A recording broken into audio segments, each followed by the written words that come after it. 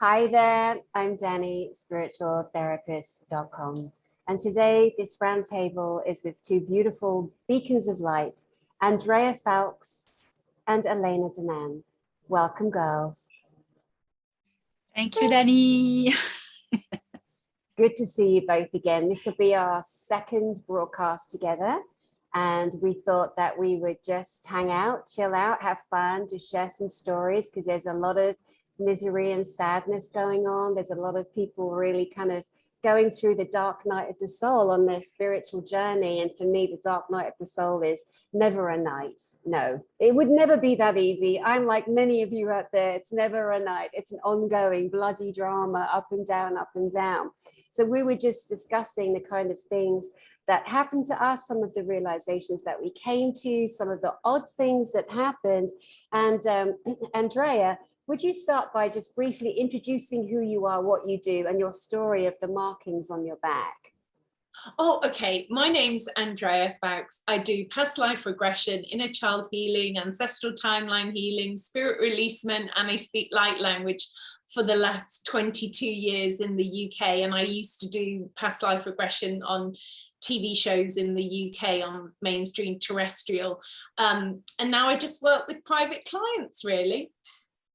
Beautiful. And what was your story that you were sharing with Elena and I? Oh yeah, I got Elena's book the other day and I was super excited to read it, Elena. And I saw you saying about having these like pinprick markings of triangles on your wrist.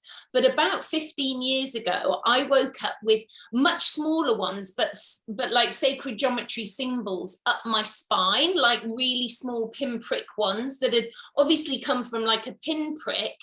And then it disappeared, but they were like different shapes. They were, you know, triangles, crescent moon, you know, different shapes, circles, just down my spine, but the lower part of my spine. And that's the only other time I've heard anybody say this. When I read Elena's book, I was like, oh.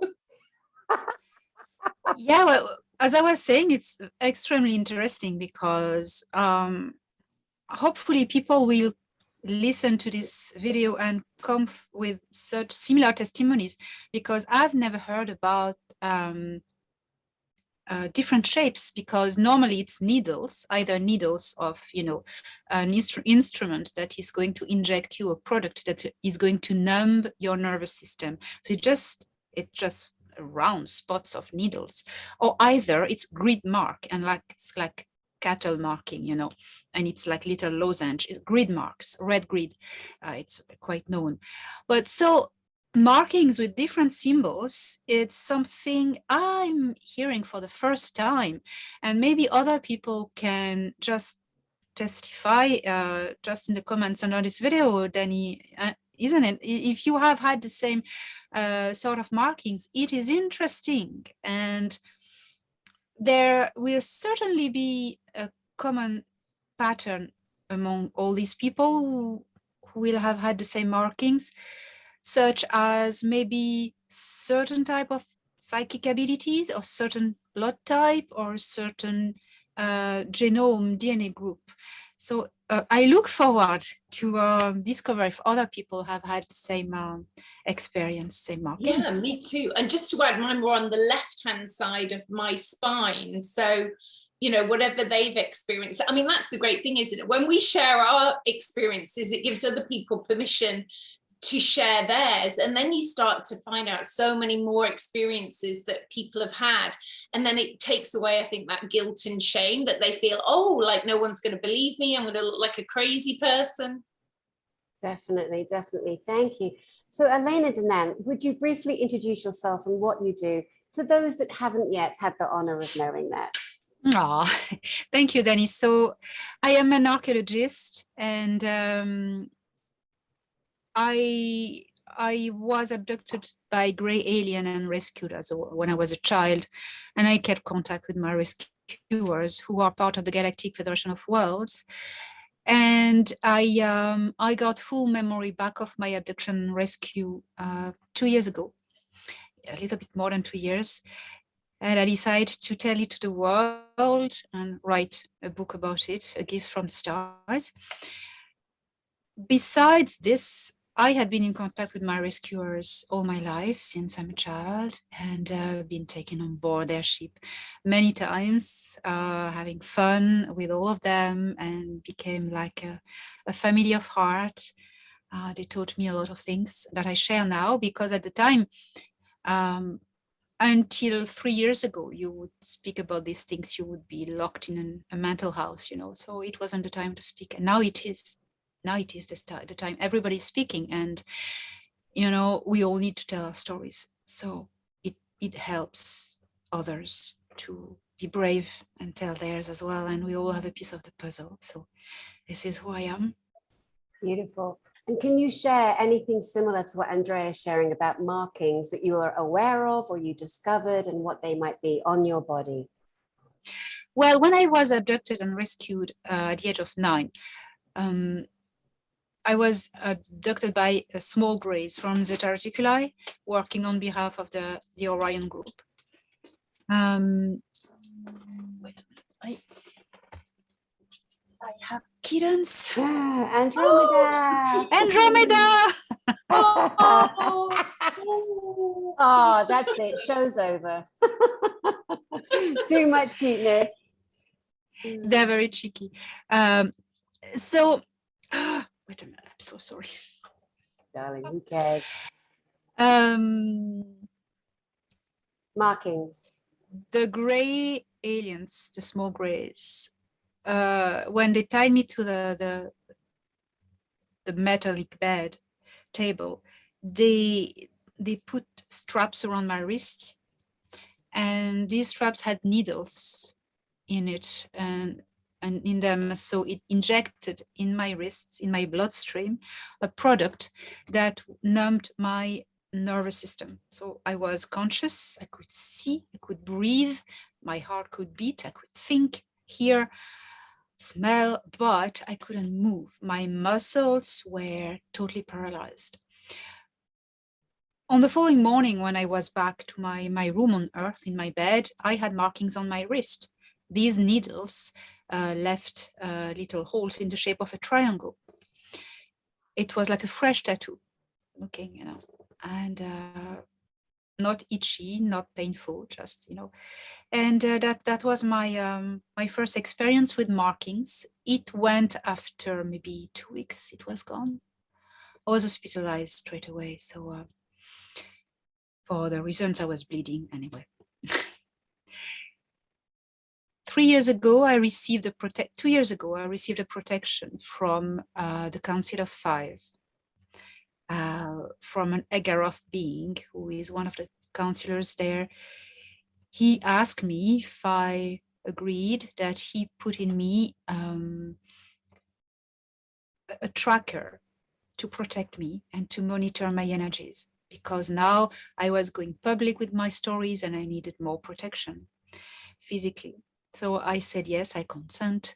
So he was in my bedroom. So he asked me to turn on the side and cover my shoulder. And he did something on my arm here. And it was a triangle with 3 dots. I couldn't feel anything. I didn't feel, well, it was a little bit like a little static current, but I didn't feel any pain. So imprinted, that's what the Council of Five does. If you have an implant with 3 dots, only 3 dots, a marking with only 3 dots, it's a tracker. In interdimensional tracker, it's by triangulation, the 3 dots and a vector in the center, and there's an interdimensional little thing that moves. It looks like a little, I seen it. It's like a little diamond thing. It's very, very small. And this is a monitor, health monitor, mainly. So, and when I am checked up, I feel it. I feel the buzz, and it becomes super itchy. And I know, I say, hi, Alex, how are you doing? That's amazing. So that's my experience with markings. So beautiful. So I think it was a year ago, last March, I was here and I met the beautiful Annex, who is an Egoroth, and he starts gliding over to the sofa, full-bodied in full form, with his beautiful massive head looking down on me. The way he moves, it's almost like water. I remember thinking, he's not walking, he's like gliding. Anyway, he made me jump out of my skin, and it frightened me so much I screamed out, "Fuck off," because that's what I've learned to do, because I've been, you know, seeing beings my whole life, and my first, you know, reaction is now defense. And then anyway, he kind of beamed, and the feeling and the essence of this being is just beyond love. You can't explain it. It is beyond love. Anyway, I was on my laptop talking to my friend Asha and screaming, saying, "Oh my God, I did that. Wow, that was incredible." And she's like, "Come down the mountain, come to my house." I'm like, "No, I'm fine. I'm fine." Anyway, just a minute later or so, I felt whatever it was, an itch or something. And I look here, because we never look here on our body. We'll go like this, or we rarely look here. And there were 3 markings in the shape of a triangle. And I called Elena. I'm like, look at this. She's like, that is what it is, a council of 5 tracker, but nothing that any human being is able to hack or able to understand what this is. You know, you couldn't take a scraping. It's not there. You can't see it. It's nothing that anything here, machinery could pick up, you know, because as you say, it's multi-dimensional. It's not of this dimension or this technology. But yeah, it's amazing. And I know people, you know, people wake up with red dots on themselves and markings on themselves and bruises, and they don't know what that is. So we thought it would be, you know, nice to kind of share more, because we're in a mode of sharing everything. I think any of us that have experiences, spiritual, whatever, that are real and true and can benefit everybody out there who wonders, who's too scared, as Andrea said, to speak up. Now is the time to share, like share everything. Don't make anything up, because people, humans, they know our guts. We know when someone's lying. You see it in the eyes, you feel it in the vibration, you just, there's a knowing. And that is where we're at, knowing, feeling more knowing in ourselves than ever before, like looking at everything out there and decided, what do I think? What do I feel? And I'm going to work on me. And that's where we all are, as far as I can definitely see out there. So Andrea, we were talking about, the 3 of us women have been on long-term spiritual journeys, learning about different modalities. I'd love to start with you and share a story or 2 of any of the kind of particular trainings you had, or any funny stories or weird, odd, that you would like to share. Maybe one. Oh my God. I think, do you know what? Because I've done this for so long, I tend to end up telling the same stories, and I need to remember some of the others, because I've been doing this, like I said, 22 years.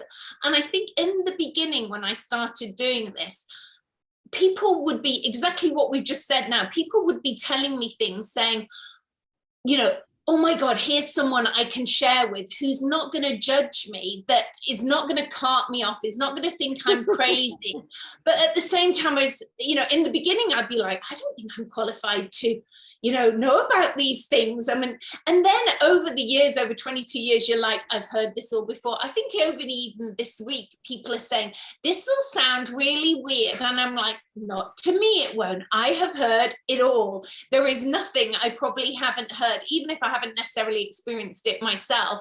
I've heard it from other people. And, you know, what we're trying to do is help people process their things. I mean, I can remember years ago, a guy saying to me, oh, where I go, I see lots of people like you. I'm like, what do you mean where you go?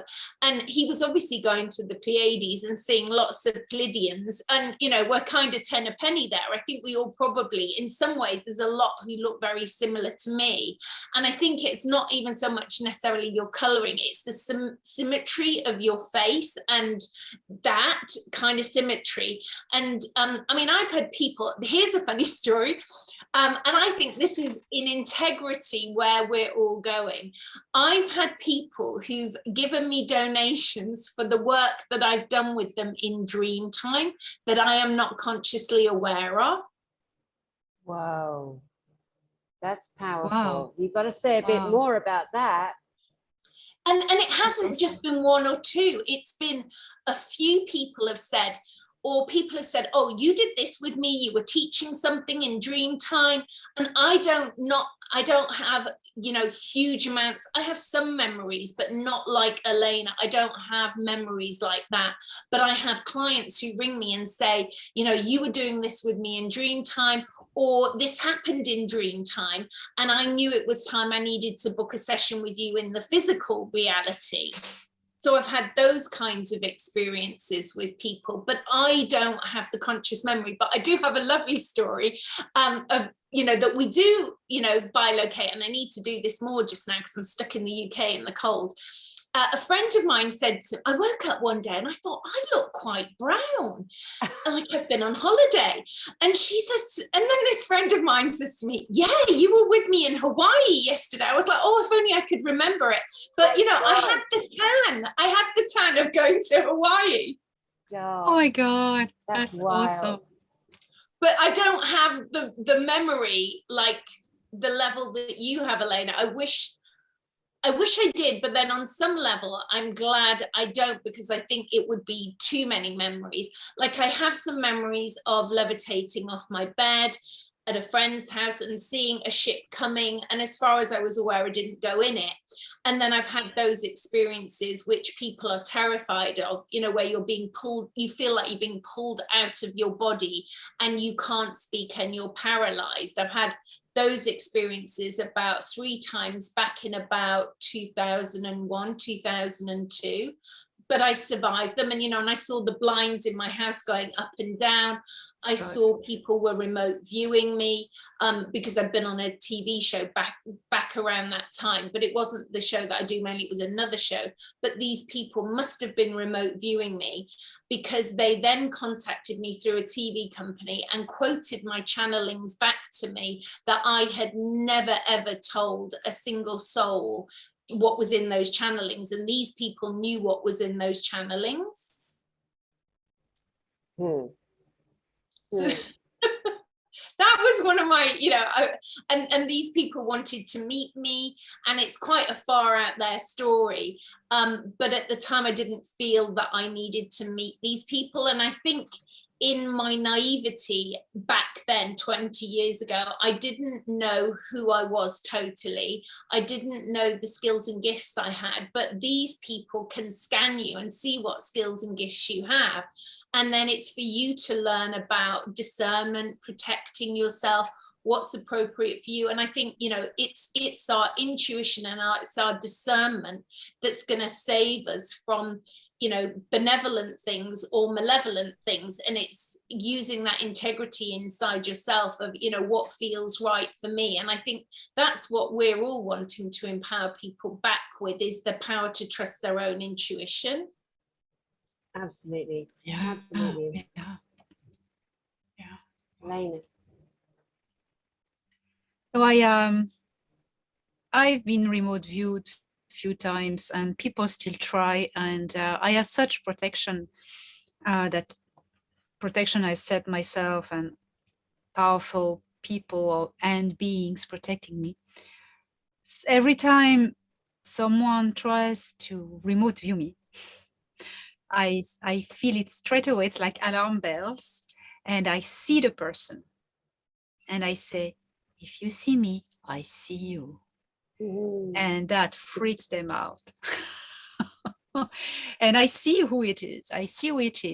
And it's seconds, and I just send them back a wave of fire energy, and they don't try again. Oh, I have alarm bells. But I see, you know, it's like when you remote view someone or someplace yourself, if you see them, they see you.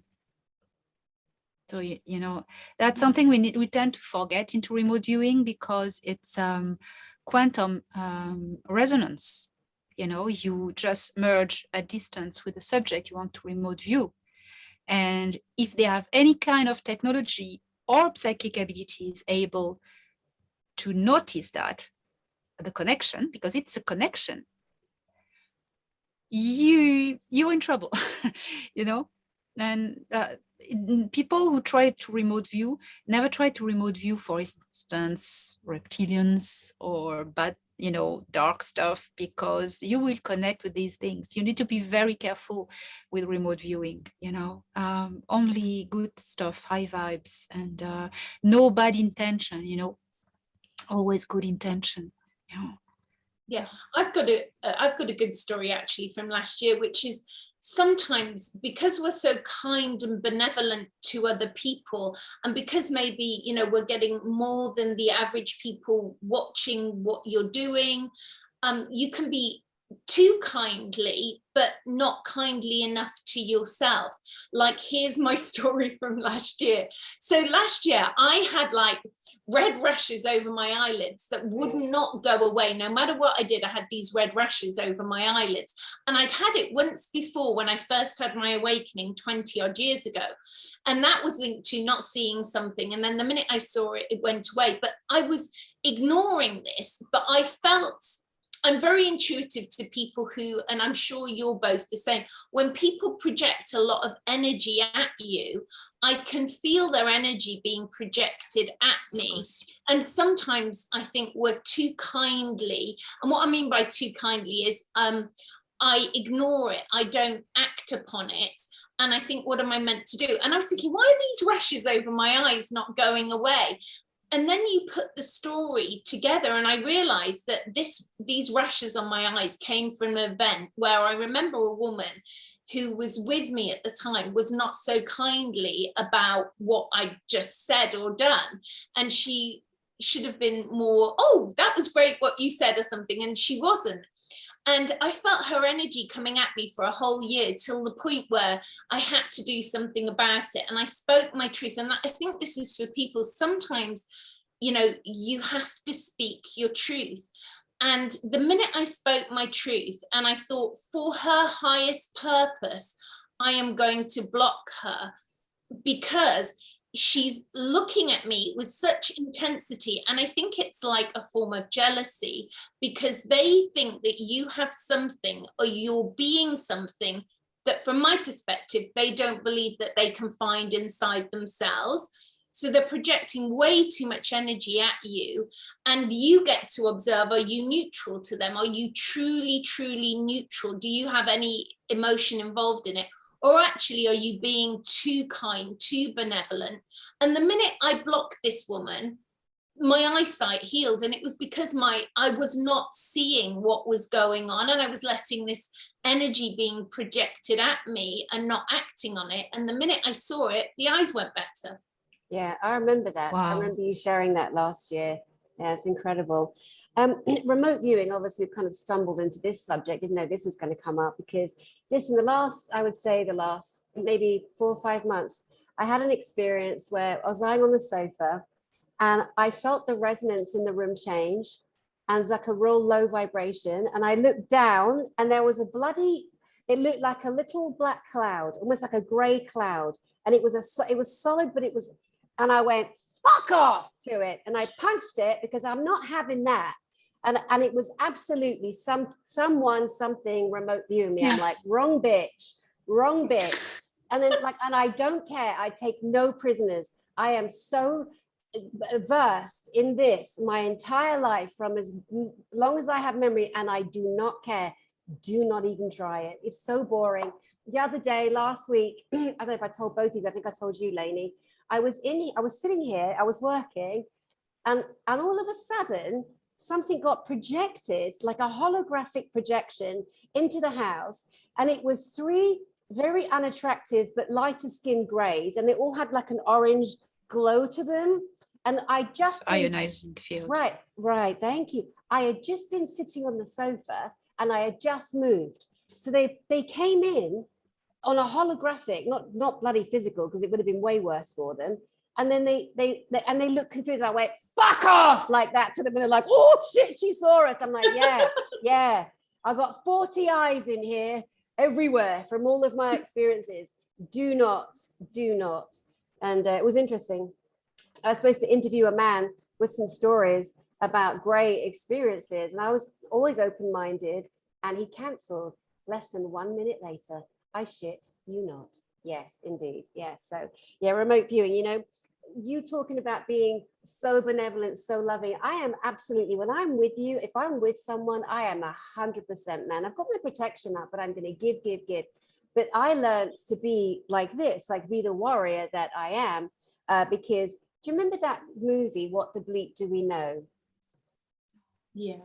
It was so fascinating. It was a wonderful introduction to like Bruce Lipton and Joe Dispenza and that beautiful deaf lady, the actress, I forget her name, Marilyn Marley something, Mar-a-Lago, I forget, sorry.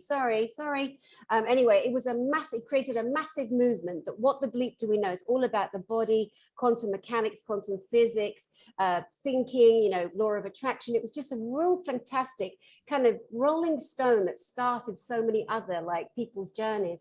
And they did a conference in Los Angeles, and I went, and I walked up to a table because it was so busy there.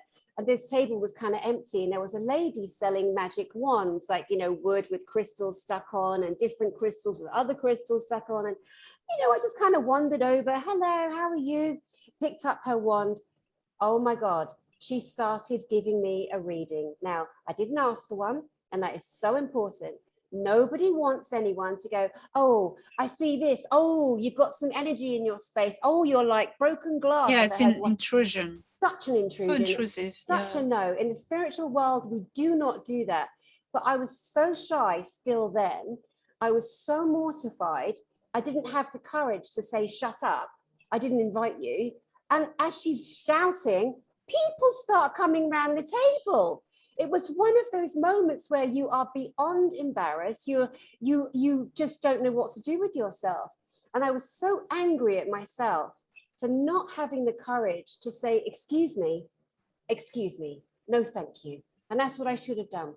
But she was trying to draw a crowd to her table because there was no one there. That's the only reason I went to her, because it was the only one I could get to. And I thought to myself, Dani, no more, never again. And don't you ever do it. You always ask permission. Yeah. So that was a lesson for both sides of things. But yeah, brilliant. In terms of spiritual training, as many people are now going on, they're learning what books to read for themselves. I did a little broadcast with the Tattooed Spirit, who trains and teaches the tarot in such a beautiful way, very demystifying, very down to earth. And we did a broadcast and we shared the books that we like. Not all of them, but some of them, keeping in mind people are on their journeys now more than ever. And damn it, I forgot what I was going to say. Oh, yeah, well, go to that broadcast, guys. That's what I was going to say. Point you to that broadcast, excuse me. If you want an idea of a ton of books that might be of interest to you, rather than us getting to books here, because I know we all could share so many books, but I want to, if you go to the Tattooed Spirit on my channel, and you can have a look at Jeff Burr and our discussion there. But moving along to spiritual training, Andrea, can you share a particular spiritual tool or training that you received that really helped you, that you could share to help others? Oh my God, there's so many. I mean, the simple little ones of just calling your power back. You know, I make clients just say their name, and then I say this whole shaboodle that I say, and then they say it, and then their power comes back through their solar plexus, you know. So I could do that, or just tapping here like this, from here to here, just I find that making sound opens the higher heart, you know. And so many people are blocked in their throat chakra, and on my website there's a chakra chart with the sounds for every chakra to make those sounds. And you know, where there's a block, you won't be able to hold that resonance. So like for their throat, because most people have issues with their throat chakra, and I've had to work really hard on myself to heal my throat chakra, because I got mugged and strangled years ago, which was them trying to take the octaves out of my throat chakra. So then I healed myself to get those full spectrum octaves. I think we talked about this the last time, wasn't it? So it's like E. I mean, I could hold E forever to kingdom come, but if you've got a blockage, you won't be able to hold E very long. And then, you know, for their heart, which is and if they've got a block, they'll be like this little voice come out of them, and they'll be like, and then they're like, and try again. But if you keep doing that, you will, you know, remove these blocks. And the other great thing is when we do all these vowel sounds, when I run workshops and we're in a big group and we're all making these sound frequencies together, when we hit the right sound frequencies, we open a portal or dimension. And we were doing one once at the Chalice Well in Glastonbury, and we all heard these monks in the background joining in with us, because they were in another dimension of reality, making the same sound, but in another timeline. I love that. That's amazing. Just before we come to you, Elena, you know, there's going to be people watching this broadcast that go, okay, cuckoo, please move along. Just go. You don't need to comment. If it's not for you, that's fine. Just want to say that. Elena, Danaan. Well, if you ask moments in my spiritual training, it was all along. There are so many. I cannot pick one. I just say when I mentioned spiritual training about myself, I received 2 trainings in my life. When I was a child, my grandmother, maternal grandmother, who was a wise woman of knowledge, a shamanka, she trained me into energy work, into divination, into the runes, to these things. And my sorry, the second period in my life when I received training was when I started learning about Druidry. I talk about spiritual training. Okay, I've learned so many other things, but spiritual training. I started to learn about Druidry when I was in France in 2007, and when I moved to Ireland, and I joined the Order of Bards of Fates and Druids. So along this discovery of the ancient tradition of earth-based spirituality, what I discovered, first I was moved by a thirst for knowledge, to complete my knowledge. I want to learn. And through all this learning, I learned about, it was about the connection of the human soul to this planet, to everything that was living on it, and to the cycles of nature and of the season.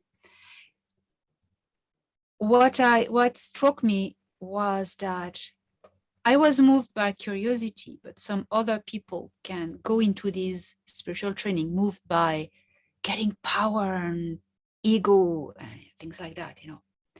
Well, too bad, because you discover very, very quickly that this training is giving you tools not to empower yourself, because you leave your ego at the door, but to empower others. You become the medium to transport a tradition from the past to the future.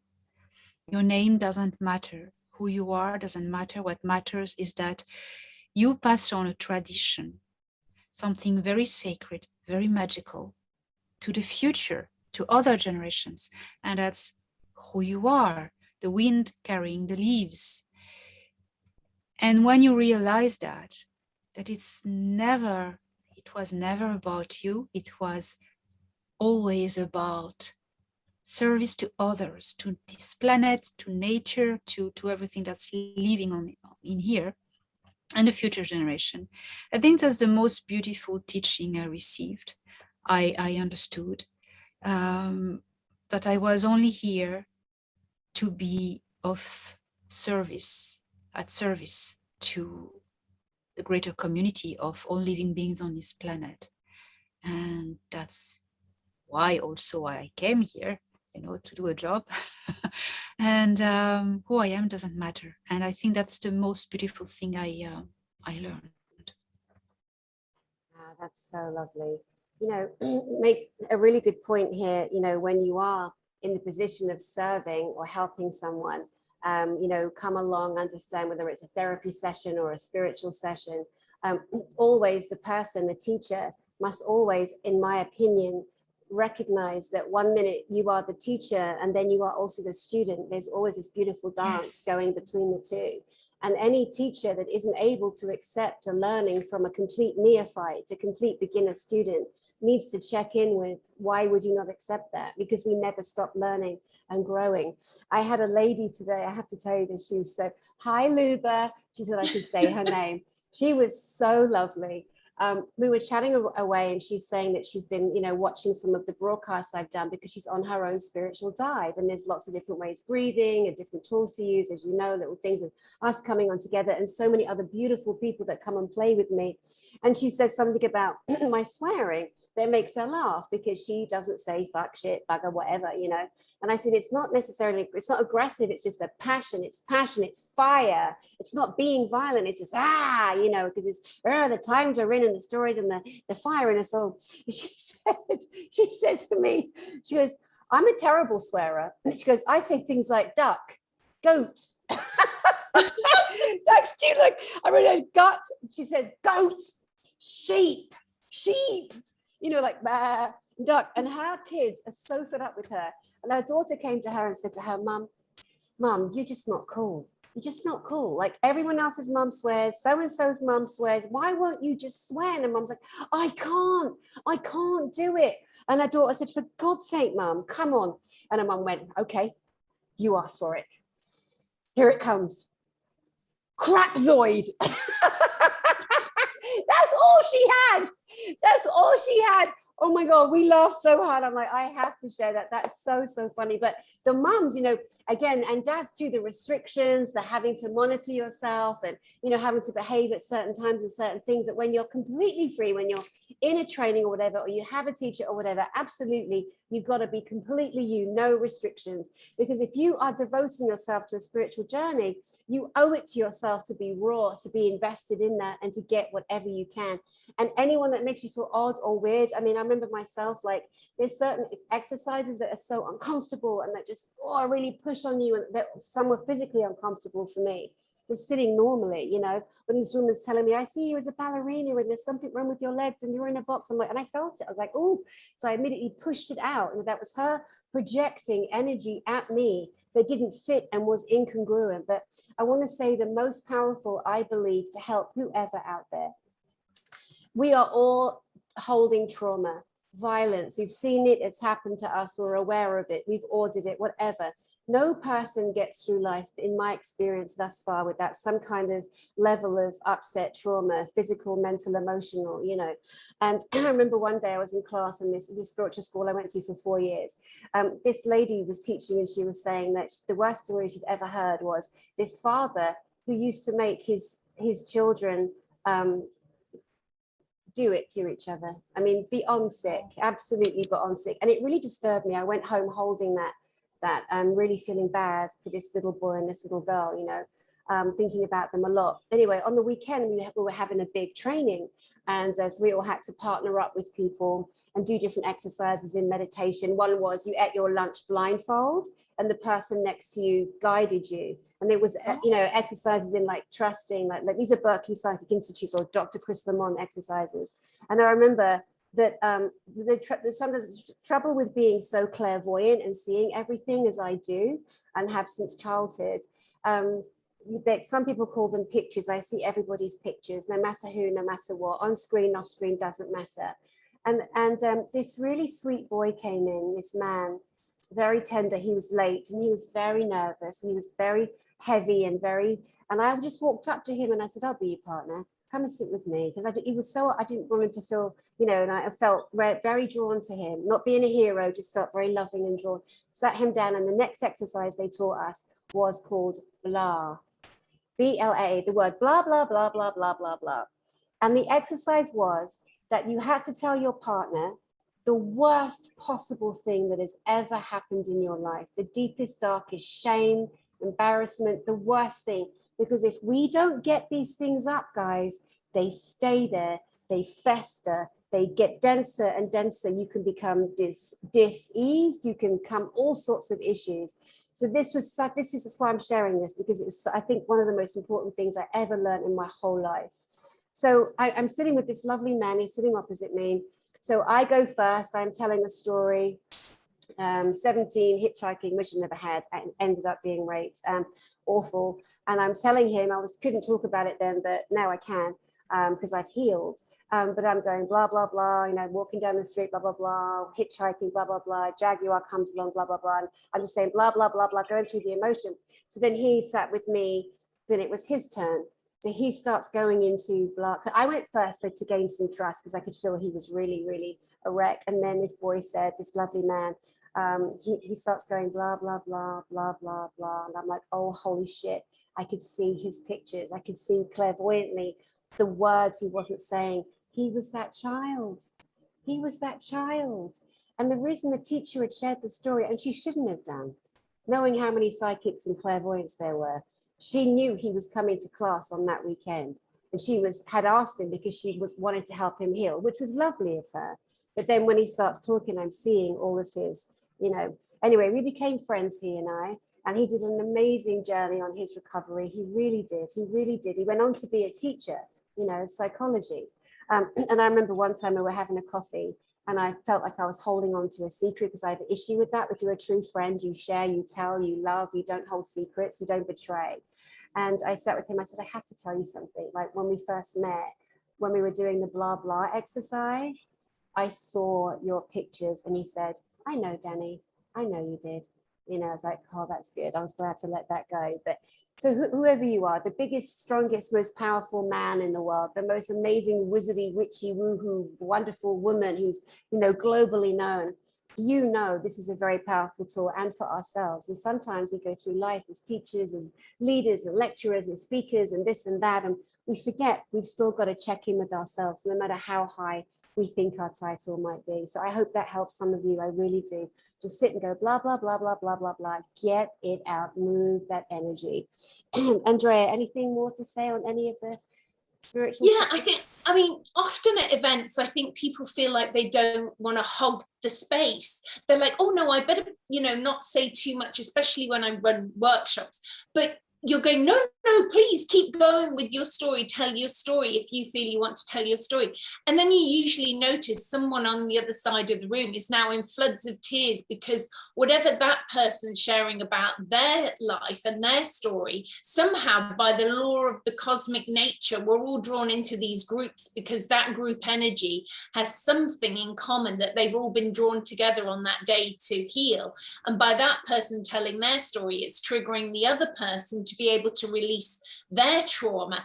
And then the biggest thing that I do that brings up the most terror and fear in people, and it's actually making people hold each other's hands and really look into each other's eyes. They can't go, and I make them say, I love you, I honor you, I cherish you, I see the divine in you. But they don't just say it once, and they can't go, I love you, I honor you, I cherish you, I see the divine in you. Oh, I've done it. Literally, I make them do it with each person holding their hands, and I say, don't squeeze really hard, because when they squeeze really hard, they can do it.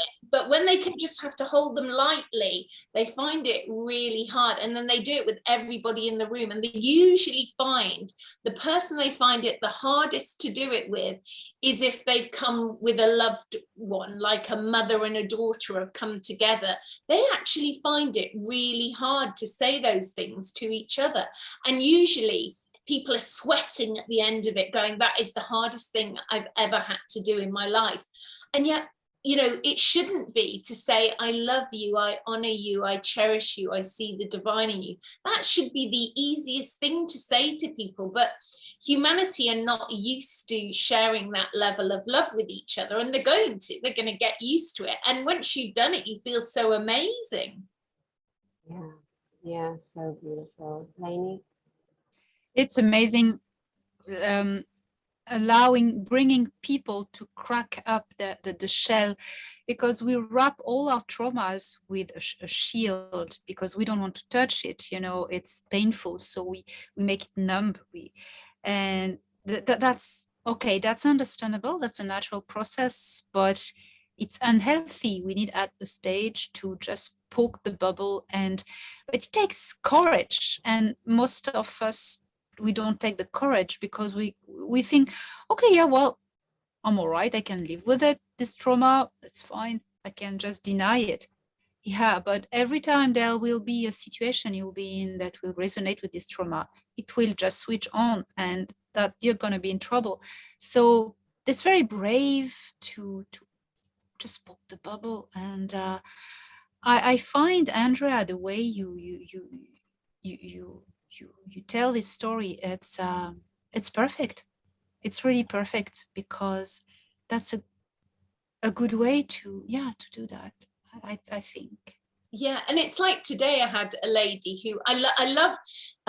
I've been working with this. I love it when we work with families. Like I've been working with 2 sisters and a mother recently, and they've done quite a few sessions. And it's great because it's healing the whole family dynamic. But the mother today, and it's so humbling when you go, I think I was arrogant when I was younger. And I said, oh, what made you think you were arrogant? So she was telling her story of why she thought she was arrogant. And then, you know, she's got some major health issues with her throat at the moment. So we were healing. And I'm often saying to people, you need to drop into your emotional self. And it sounds like an intellectual thing, but once they really access that, the healing and the grief that sometimes comes out of people, and often I have to turn the volume down because this grief and howling that comes out of people, which is primordial, it needs to come out. And the sad thing is, often I hear about people who've ended up sectioned, and the minute when they're about to heal this primordial rah that needs to come out, they end up medicating them and not allowing them to release this trauma. So, you know, they're just medicated and just numbed down again, when in truth they need to let this sound out. I think in society, you know, we don't allow space. And I often say, be in the car, make rah, big noises in the car, because, you know, maybe it's the safest space to make a lot of noise because nobody is going to hear you, especially if you're driving along, are they? And you're making these big noises and releasing howling trauma. And often driving, like I always find driving the ley line, like we talked to Elena, didn't we, about the ley line of Glastonbury to Ireland. I find that ley line so powerful. I think, oh, I'm going to treat this as my healing session as I drive along the ley line and let emotional trauma come up. I mean, I had a little session today with myself, releasing trauma, because I know if I go where there's a cathedral or I go where there's a stately home in the UK, they always build them on a really powerful portal. So I know I can get as much value out of that as I can. And I take my suit, shoes and socks off, and I'm walking around on the grass to get the, you know, the best vibration out of the land, and it will bring up things for me to release, or it will bring in positive energy. That's amazing. You mentioned 2 things there that are very important to just go over, just to make sure everybody understands. You mentioned the word sectioned, because in America, I don't know that it means the same, or around the world. So when you're sectioned in the UK, you are put into a mental health institution. You are sectioned. Just in case anyone didn't know what that meant. Secondly, people listening to you, I have actually experienced your healing modalities, letting go of grief when my fiance died. And I can really ascertain, but what I want to know is, like me, people might think like, oh God, I couldn't sit in front of anyone and like open up, but you don't do that. You do it on Skype. They're not on camera. Guys, you can release. This lady will hold your frequency, your energy, and hold you while you roar, like she was saying. So I wanted to make sure that we translate that in case someone's like, I really want to talk to her, but I don't want to do this, and you know, because people are too embarrassed to just let go. Yeah, and in how I work, often I see people's, you know, everybody works differently, but I find for me, you know, unless I'm seeing you in person, I'm obviously going to look at you if I'm with you in person, but the work that I do on Skype, I don't use the video, because we have a propensity in how I work. I mean, everybody's different, but in how I work, if your little face has got to look at me like that, you're not going to drop into your emotional self. You need to be able to close your eyes. It's just a human condition that if you have to look into a camera, you're going to be That's very good. Not as able to drop into your emotional self. So I don't look at them, they don't look at me. And I actually personally, although I love us doing this interview, I actually find my eyes hurt a little bit after looking into the cameras too long. I don't know whether they beam something at us, but I find it's really hard. So if I was to do what I do, on into a camera all day, it would be too much. I couldn't hold the space for what I do. And also in how I work, I don't know if you two are different, but I need to drift off into, I'm closing my eyes, I'm tuning into their emotional, because I'm specifying the emotional Akashic records. So I'm drifting off into everybody's emotional Akashic records. And I have to close my eyes to do that. And they need to close their eyes to go into their inner self as well. Yeah. I love that. I love that. And it's fantastic because it's not intrusive also in your mind space, you know, because I used to do private sessions. I've stopped because at the moment the video, a Zoom video would start. I was doing that by Zoom.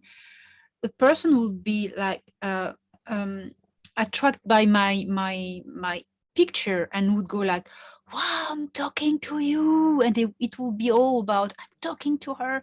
No, and I wish I had thought about that before, to do with no video, because the person is then in their own space. It's all about them, you know, and I find that super good. That's very good. Yeah. I've never used the video. I've just always intuitively felt that's not right for me, but obviously, you know, Skype, or I prefer Skype than Zoom. I don't know why, but I just do. And they're like, oh, I haven't got Skype, I'm gonna have to upload it. I'm like, yeah, you can do it, you know. And I think for some people that's a big thing, you know, they've got to get over their technology issue. You know, because they're like, oh, I've never done Skype, and oh, how am I going to upload that? And I'm like, you can do it, because, you know, once you learn how to do these things, you feel empowered. And they're like, oh, it wasn't as hard as I thought. And that's, sometimes it's such a small thing of getting out of their comfort zone of, you know, and I'm sure we're all the same. We totally respect that it takes a lot of courage to reach out for help. You know, people have been waiting many, many years before they've reached out for help for us. Or sometimes, you know, not everybody's in the same financial situation.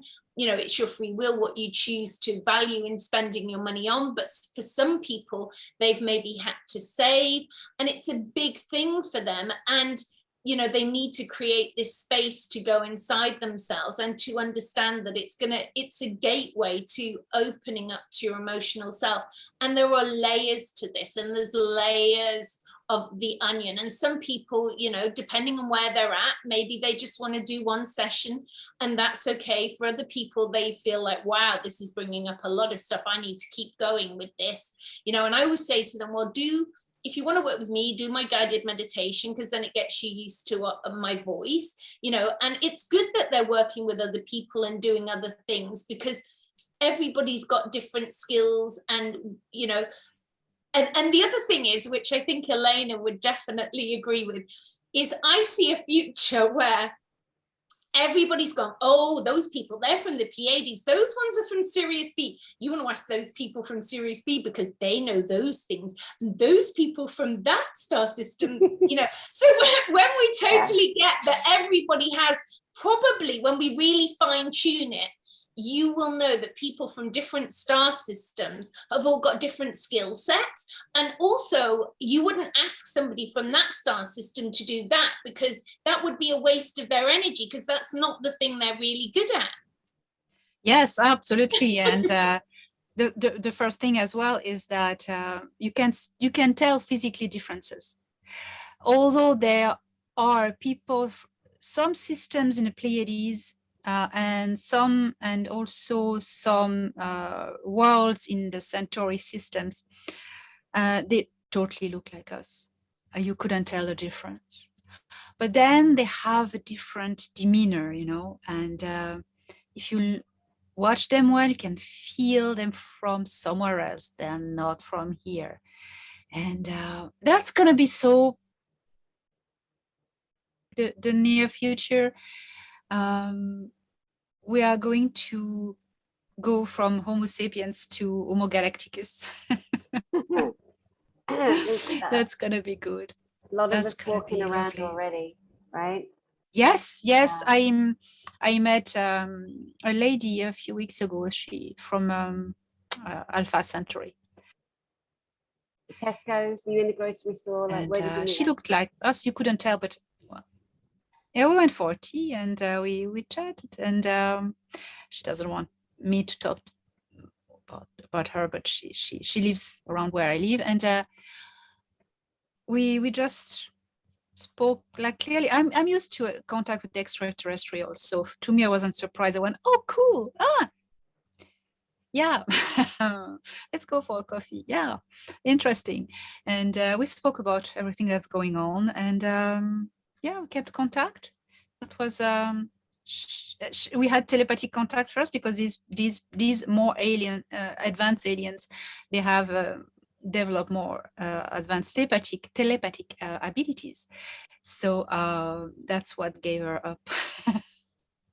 Yeah, I think someday, I mean, I have so many stories where I just go up to people, like in the first lockdown, you know, we were all not meant to be going anywhere other than the supermarket or whatever. So I'm in the supermarket and I see this woman and I'm thinking, I think she's a Pleiadian and I need to speak to her. So I walked around the store and I came back and I said, oh, excuse me, are you a Pleiadian by any chance? And she went, I am. And I said, oh, I just felt I needed to speak to you today. And because it was the first lockdown, she said, my dad's just died. And I said, oh, this is terrible, you know. And well, so I said, would you like me to sing you a light language outside? Let's do our shop and I'll meet you outside and I'll just do a little light language for you. And so, you know, that's how I roll. And I always find it works out, you know, we're always meeting cosmic people. And you know, one day I was at the Chalice Well here, and there was this little girl, she's only about 8 or 9. And I started talking to her and she was telling me, I'm from another fairy planet. It's not this planet, it's another planet, but it's an elemental fairy planet. And I said, oh, that's wonderful. And because she was so young, she was so knowledgeable. Like, this stuff was just like coming out of her. And she said, we need to keep in touch. I went, oh, yes, we will. And she went, telepathically, I'll be in touch with you. Yeah, they live among us. They live among us, and they've been here since since the 1950s. All these programs of cooperation with extraterrestrials have started. There's a lot of people from the Alpha Centauri system and Proxima Centauri, Centaurian systems, and some of the Pleiades, all passing by the Galactic Federation, working with the good governments on Earth and living among us. They have colonies in some places and disclose, and they are lived by groups and communities, but you wouldn't tell they are not Earthlings. That's amazing. But you can feel it. You know. Yeah, definitely. As humans, again, our instinct, we're so clever. Humans are so clever. Our intuition is so amazing. We just know. And normally I'd say, trust your gut on the first thing that you feel, because once the mind gets involved, it takes you down that journey and you just go off. And you guys reminded me of a story. I was years ago in San Diego, and I was sitting on this beautiful bough. There's a place there called Whaley House, and it's in the old Spanish village. It's called Old Town. And it's apparently the most haunted house in America, I think. But at one point it was. And I was just there kind of hanging out, looking around, and because I've done so many, but I wanted to feel for myself, like, is that true? Is that just for TV? Anyway, there was a lot of energy there, but I'm sitting on the bough of a tree on the big green there. And this little boy, he gets out of a car with other family members and he comes running up to me. He's like 3 years old, sits on the bough beside me. I said, hello, darling, hello. I can see his mom, dad, and they say, it's all good, it's all safe. And he starts talking to me in German. And I'm like, Wiedersehen. I said, Wiedersehen. He goes, Wiedersehen. And starts carrying on. I'm like, I've got no more German than that. Bitte, danke, scheiße, that's it, I'm out. Anyway, his older brother comes running up and takes him by the hand. And I said, Wiedersehen, or whatever. And he went, what? I went, oh, hi. I went, oh. He goes, come on, Derek, you got to come.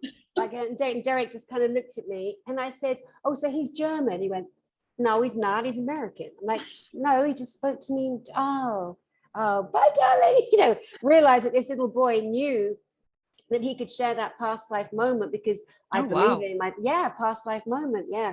Another little one I had, this little girl, I was looking after her, and her dad was at work, and we were sitting playing on the floor with those big Duplo blocks, and some bigger than Lego. And all of a sudden, out of nowhere, she's 3, she starts saying, remember when my name was Lala and I lived in Kauai? And right there, I'm like, what? I had just come back from Kauai. I hadn't sat down with this kid and said, say Kauai, Kauai. She starts talking, my name was Lala. I lived in Kauai, and I was reading rocks in the fire. Wow. And in my mind, I'm like, wow, I didn't even know that was a way to, there's so many different ways we could read: cards, feathers, spoons, dice, you know. I'm like, runes. I'm like, okay, maybe she was like putting runes or rocks in the fire and reading from that aspect, and never heard it. And then she said, I was reading rocks in the fire, and then the Opis pushed me in the fire. And I was just amazed at this kid. And then we carried on playing. I said, tell me again. She told me again, verbatim. Now, this little one had the worst eczema, tragically terrible eczema, needed special treatments, needed creams all the time. It was really a suffrage for this child. So anyway, her dad comes home from work, and I said to her, tell daddy what you told me. She went ballistic. She went crazy. She ran behind me. She wouldn't speak to him. And I realized that message was just for me. So I went to the library to do some research, because she mentioned the Opis in Kauai. Turns out the Hopi Indians were down in that range. And at one point in history, there was a sacrifice of the indigenous Kauaians by some kind of a tribe that came in and invaded. And that little girl died in the fire. And in this lifetime, she had the worst eczema. And of course, you know what I'm going to say next. The eczema cleared up. The eczema cleared up. Like, she needed to release that. And like that little boy that came to me, because, you know, people like us who are open, and we're all open, you know, we attract those kind of people, the aliens in the human body, the children that want to get their need to heal from. I mean, it's just amazing. Anyway, yeah. Can I explain, because it ties into your eczema thing? Like, so if you like, here's my story that ties into the eczema. So I had a client, and I get lots of clients with eczema. So when you get to the same stress level in this lifetime that's reflective of your past life or the origin of the original trauma, you will maybe manifest the eczema in this lifetime, and it will go where there's a weakened cell memory in your body. So in my story with one of my clients, she was like, she had terrible eczema all over here on her hands. So we were looking for the origin, and it was in a past life where she was a male farmer, and her fields, her crops were on fire, and she ran in and put them out with her hands. And so in this lifetime, when she got stressed to the same level she'd been in that past life, she manifested the eczema on her hands. And so I had to take her back to that past life to understand she's not the farmer anymore. She doesn't need to heal this physical trauma in her body, and it can heal, so it will heal. As is the same with whatever you're healing, you're going back to the origin of the emotional trauma and healing it from the past life or the ancestral or whatever it is to the 0 point field, and then it will stop manifesting in the physical body in this lifetime. This is fascinating. So that's the case when, so the soul remembers. Yeah. So yes, so okay, yes. So what the previous incarnation cell memory. Yeah. So the weakened cell memory is where you've had a previous trauma. You know, so for example, like they have a birthmark where in a previous lifetime they were stabbed or they had a gunshot wound. So potentially when you heal that trauma and the mind understands the truth of the soul and you resolve it to the emotional 0 point, it should start to clear up whatever it is. I mean, the thing is though, some people go to regression, but the person regressing them doesn't heal it. They don't clear it, because the past life in itself isn't really that relevant until the point where your soul left your body. Just as your soul's leaving your body, what are your thoughts and beliefs as your soul left your body? You know, even if you were bitter and vengeful and hatred to the last minute, at that last minute when your soul left your body, if you went, oh, do you know what, I just let it all go, you would heal the whole lifetime. But if you took whatever it is you experienced in that lifetime as your soul left your body and thought, no, I'm not forgiving, revenge is mine, then you're going to take that crap with you. Definitely.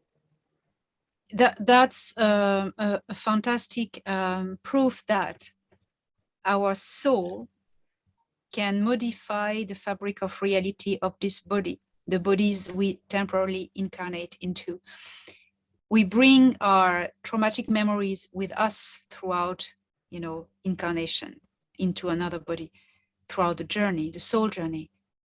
But we imprint the new body, the new baby bodies, with the trauma we carry with us. So that proves how the power of the mind and the intention is important. We can modify these bodies not only by emotions, like, oh my God, I have a trauma, and I the trauma just manifests physically. But if we do that consciously, imagine, I'm going to heal myself, and because I can, Yeah, we can. powerful. If we can harm ourselves, we can also heal ourselves, isn't it? Yes, Yeah. absolutely. And the other thing is that, in the future now, we're going to have way more conscious conceptions of babies, conscious pregnancies, conscious childhood. If you can stay in your light body for the first 7 years of your life, you're not going to take on ancestral karma. You take on ancestral karma, and we say ancestral karma, but say, for example, you were brought up by a nanny and you bonded with the nanny, not your biological mother or your adopted, you might take on the ancestral karma of the primary carer if you didn't stay in your light body. Whereas if you have a conscious parenting, you can potentially keep that child in their own light body, so they don't need to take on the ancestral karma. Yeah. Wow. Yes. So Wild. Yes, makes sense. Makes so much sense. Talking of birthmarks, etc., people are born with certain birthmarks. Sometimes a family member will have the same as another one. I remember one year, I had this little lump in my side, just a little lump, and I was a bit worried about it. I'm like, what's that? That's a bit like, we read these things, and I started to fuss about it. I think I was about 24, I think, 25. And I was on a road trip with my friend Rhodey from America. Used to be my pen pal, was a nut job. And we were in Glastonbury. And we went to a pub, and I went to the bar, and I'm waiting for the barman to come and serve me. And this huge giant man leaned on the bar beside me, had long hair, and he was a huge guy, lovely, big, massive man. And he took his big chubby finger and he jabbed it right in my side, right where that fat lump was. And I jumped out of my skin, and I went to tell him off, and he went, "That's where you were shot. You were shot. Yes, you were shot there." And he said, "And you were a little Indian squaw, and the cavalry came and they shot you right there." And I was like, "Oh my God, I've got a lump there." He went, "I know. And it's not." Yeah. Oh, wow. Yeah. And he That's went, impressive. right. Yeah. And he went, "It's not cancerous. Chill out." And then just went back and sat down and carried on with his beer and his cheese and onion crisps. I was like, that was amazing. Because in Glastonbury, we can tell the truth here. Glastonbury, the energy there. I mean, I found it quite difficult. I love Avebury. Avebury, I got more of a resonance. Nice. Yeah, most people don't know about Avebury. Avebury is a place, guys, on the same triangular ley line as Stonehenge, Avebury, and Glastonbury, three very ley line holy points in the UK. And Avebury, there are hundreds of giant stones, not so similar as Stonehenge, but as tall. You can walk around them, you can touch them, there's stories everywhere. Avebury is also, from my understanding, I've climbed it 6 times, it has the only man-made pyramid in the United Kingdom and possibly Europe. And it is a grass pyramid-shaped hill with no point on top, Silbury Hill. And the energy there, and they don't let you climb it. Apparently, they tried to mine it years ago, and apparently some of the mining inserts, the tunnels collapsed. And I don't know if that's true, but if pay attention. But anyway, that's also the busiest place for UFOs in the UK. Yes, still is. Yeah. Silbury Hill is Silbury you Hill. can see them coming in, and then there's Kennet Longbarrow, which is across the road. Like Avebury, Silbury Hill, they're all in one day trip together. And that's where all the crop circles are as well. All the crop circles are kind of around that area. Yeah, so that's Avebury in Wiltshire, England. If you guys want to trip this year to something amazing and fascinating, where you can actually touch the monolithic stones and feel those energies. Some say some are Atlantean energies. I definitely felt Atlantean energies connecting there. Have you both been there before? Many times. Well, I live in Glastonbury. That's where I am now. Oh, when we spoke before, I was in Cornwall. I'm in Glastonbury now. Yeah, and then there's another lovely place near here, which I've only been to a few times, but it's just come to my mind to mention it, which is Stanton Drew, which is a stone circle, which is nearer between Bath and Bristol. That's a lovely stone circle there. Ireland is renowned, my darling. Share some of the Irish circles for us. Well, yes, I live in a peninsula where there are the most concentrated archaeological sites, and there are stone circles, standing stones, dolmens, mounds, a lot of things. Well, you know, I've been only once in Glastonbury and once in Stonehenge, and I could feel an amazing power. These places are portals, you know, as you know. But in Ireland, well, there are access to the inner earth as well, to the ancient kingdoms as well, throughout, especially some mounds, some sacred places, and also some stone circles when you know properly how to activate them. Well, you know, you can just like stargates, so you can dial where you want to go, and that's very special. The standing stones can be different things. You know, they can mark nodes to amplify nodes and just create a vortex. They can also replace the central pillar of a tribe. You know, before in the Celtic, pre-Celtic and Celtic times, early Celtic times, each tribe had a central tree. It was a tree of the tribe, and it was usually an oak because these trees can live the longest. So all the spirit of the tribe will be embedded in this tree, and that's when comes to Celtic shamanism, gives echo to the Norse shamanism with the Yggdrasil. So these trees were really the sacred pillar of the tribe. They would gather around it for all occasions and rituals as well, etc., etc.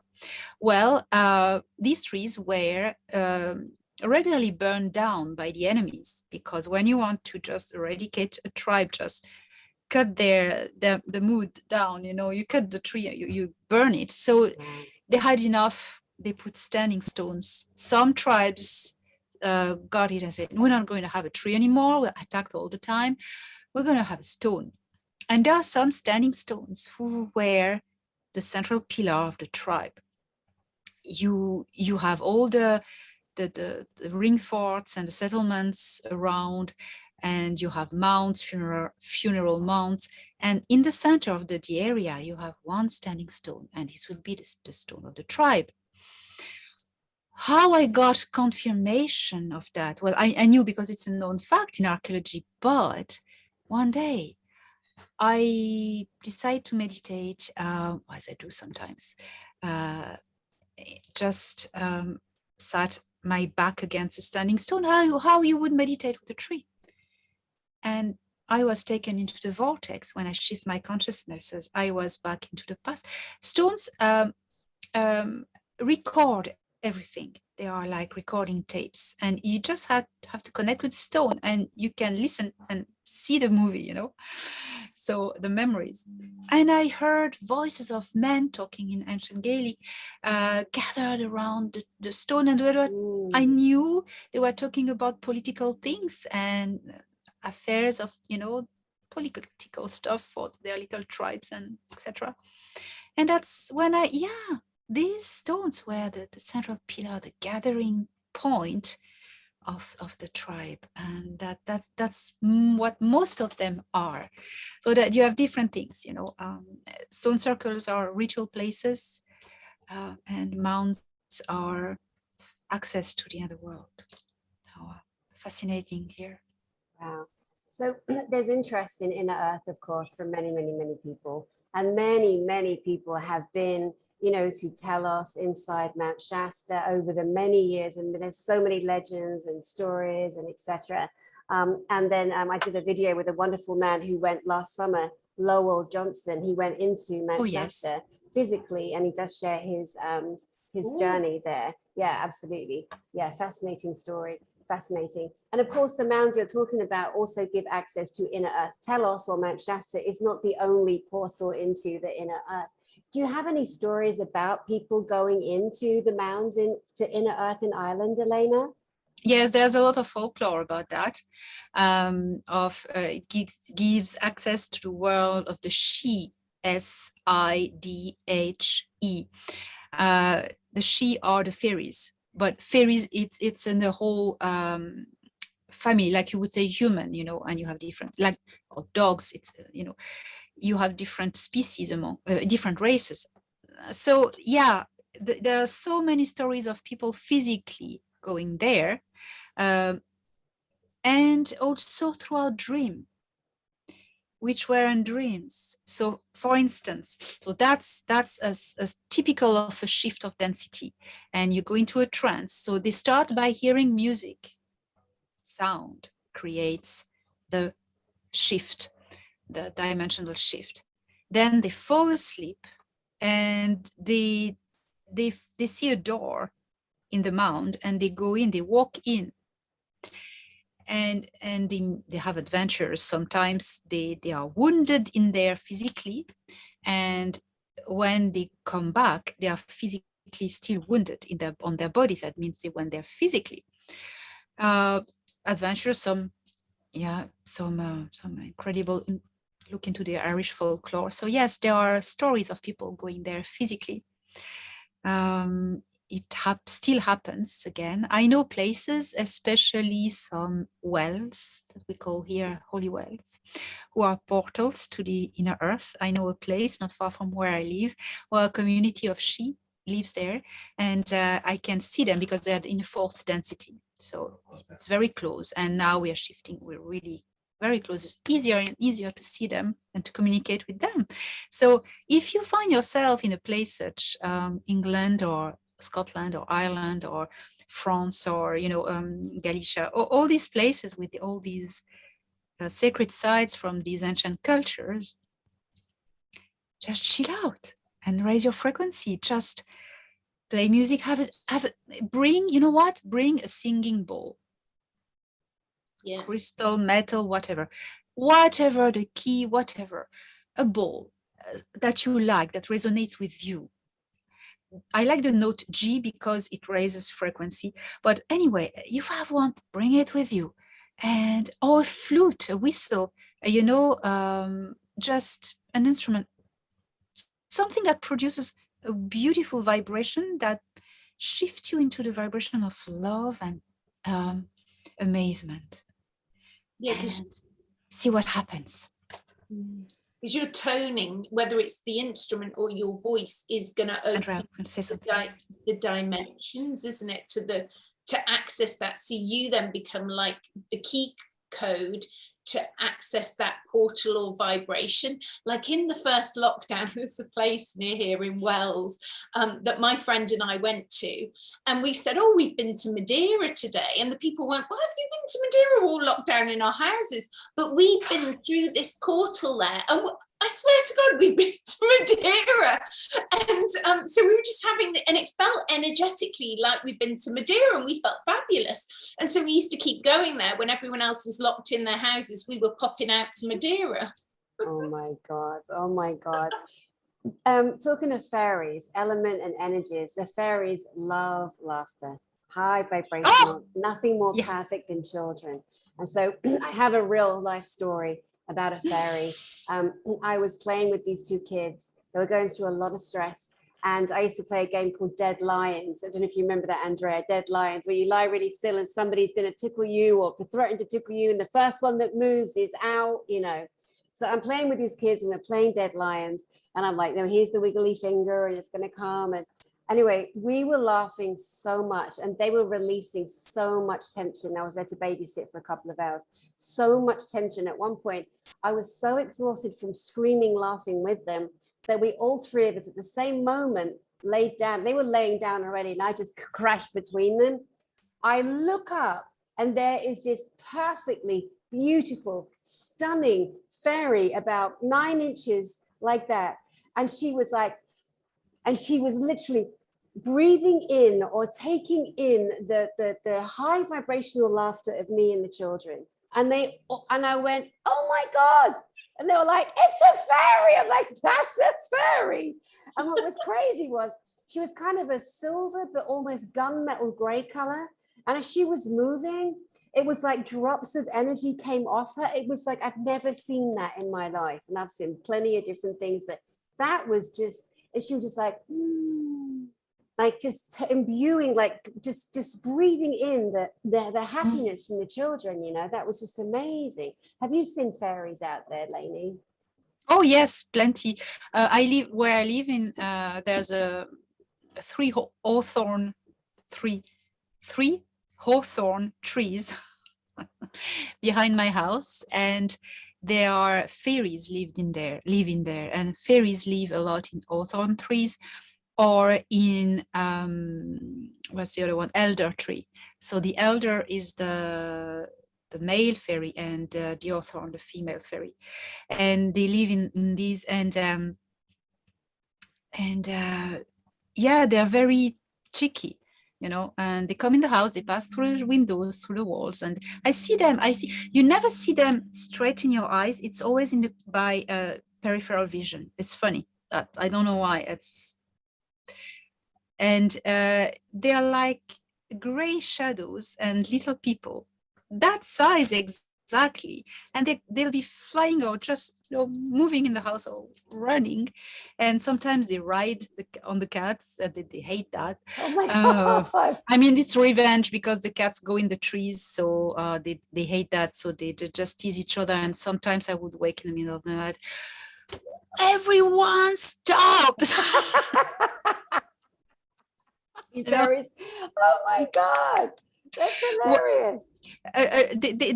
They pile up. They like to pile up things, to do little piles. That's cute. And one night, a funny story with a fairy. For instance, I had a toothache, and I had an appointment the following day with the dentist, but I had to go through the night in pain. So I was in my bed next to the window with the hawthorn trees branches behind the window, and I was saying, oh my God, I need to sleep. Please, someone somewhere does something to me. And it was before I had renewed contact with, you know, all my ET friends. So I was on my own, like, oh my God. And I saw this orb coming through the window and going at the feet of my bed. It was like golden orb. It was this size.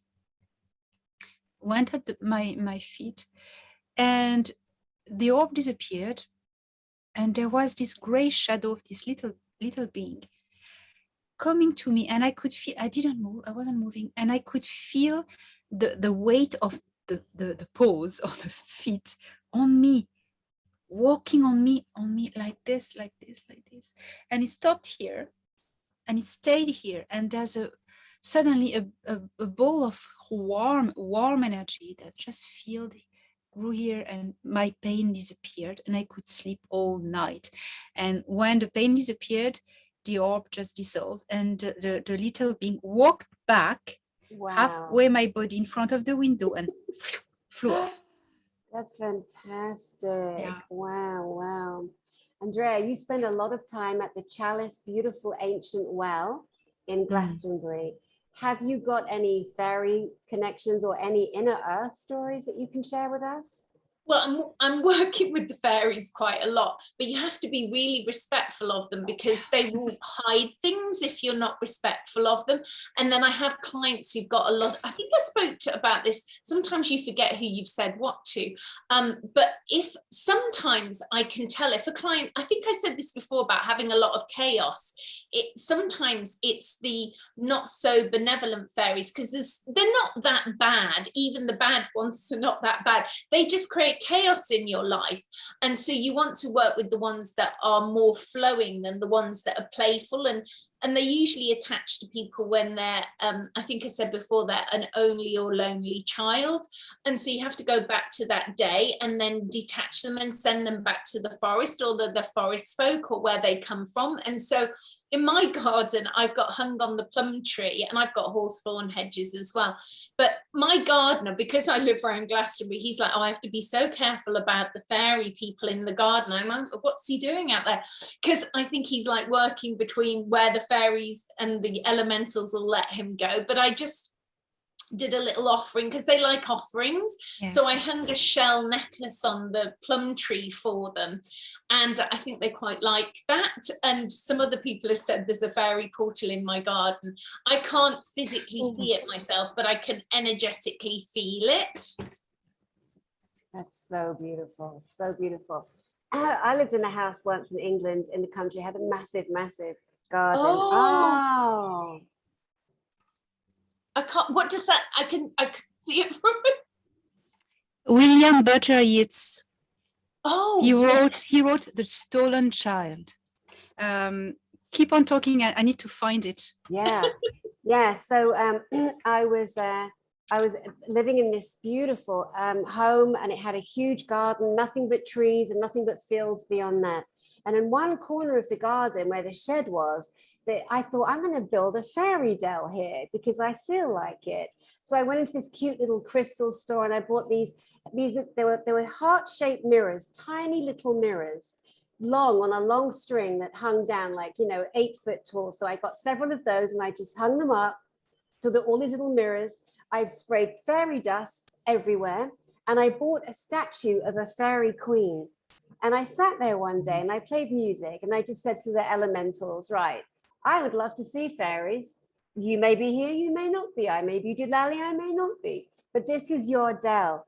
So nothing happened for the longest time until one night I was standing at the back door, looking out, just thinking about something that I had to do the next day with a colleague. I was trying to sell submarines that fly under the ocean, 2-seaters. Had a big meeting that day. I was really like, I really want to get this contract. But anyway, standing there, it was a lot on my mind. And all of a sudden, something's coming. And I looked down, and it flies under me, and it was a male, a little man fairy, just buzzing by, let me know, made sure I saw him, and then just went up into the fairy dell. I could not believe it. I just could not believe it. So anyone out there like listening to our stories, and I know we're told as children, that's for children. No, it's for adults too. So if you do feel inclined to build a fairy dell, whether you've got kids or not, just something nice for you, go ahead and do it, because it did actually create, and they like it when you devote something to a part of the garden or to nature. There will often be a response. Some people call them divas, whatever. What do you girls say to that? Yeah, and I think children do see, the fairies and the elementals, especially when they're really young. And I think as a parent, you want to honor what they see, not dismiss it, because that they're seeing interdimensional beings. So just because you can't see it doesn't mean it doesn't exist. So I think, yes. Even though, and they might see negative dimensions, but when they're seeing benevolent, beautiful dimensions, as a parent, don't deny their experience, because then you shut that down. If you start saying to them, no, you haven't seen that, then they start going, oh, am I wrong? What, and then they lose that connection to those beautiful, loving beings that are helping, not just them, but the whole family. Yes, absolutely. Yeah. Oh. I'd like to read something, offer you some Irish literature about fairies. William Butler Yeats was an Irish poet and writer, who is very, very famous here. He wrote a lot about the fairies and the paranormal in Ireland and other things as well. So this one, because we speak a lot about children, it's called The Stolen Child. So here it goes. Where dips the rocky highland of Sloth Woods in the lake, there lies a leafy island where flapping herons wake. The drowsy water rats, there we've hid our fairy vats, full of berries and of reddest stolen cherries. Come away, O human child, to the waters and the wild, with a fairy hand in hand, for the world's more full of weeping than you can understand. Where the wave of moonlight glosses the dim grey sands, we foot it all the night, weaving olden dances, mingling hands and mingling glances, till the moon has taken flight. Though and fro we leap and chase the frothy bubbles, while the world is full of troubles and is anxious in its sleep. Come away, O human child, to the waters and the wild, with a fairy hand in hand, for the world's more full of weeping than you can understand. Just a half of it, but I want to share this with you. Adorable. And when was that book written? It was in the early, in the 1889. Yeah, 1889. Yeah, William Butler Yeats. Wonderful, wonderful. Yeah. My favourite poems, the one on children by Cahill Gibran. You know, do you know which one I mean? Yeah, that's just such, I think whenever anyone gives birth, I always tell them, this is the best poem because your children are not your children. They are life's longing for itself, but they come through you, yet they belong not to you. You may house their bodies, but not their souls, for their souls dwell in the house of tomorrow, which you cannot reach, not even in your wildest dreams. Seek to be like them, but seek not to make them like you, for you are the arrows to which they are the living bows that go forth. I think that's it, isn't it? Wow. Yeah, so beautiful. Yeah. It's so beautiful. Your children don't belong to you.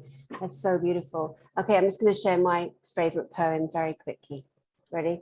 It needs full snobby English accent to start.